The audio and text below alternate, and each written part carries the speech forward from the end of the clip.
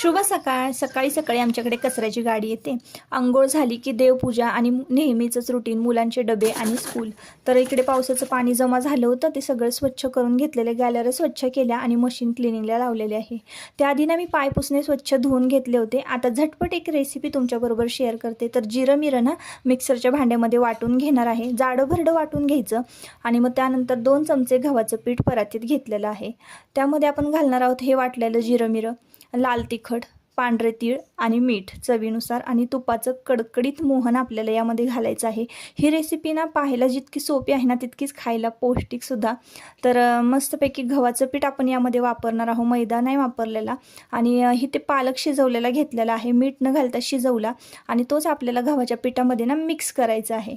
आणि त्यानंतर 10 मिनटं झाकून ठेवायचं. 10 मिनटानंतर आपल्याला ना याच्या शंकरपाळ्या लाटून घ्यायच्या आहेत. अगदी नेहमीप्रमाणे आपण शंकरपाळ्या लाटतो तशाच आणि तळून घ्यायच्या. मस्त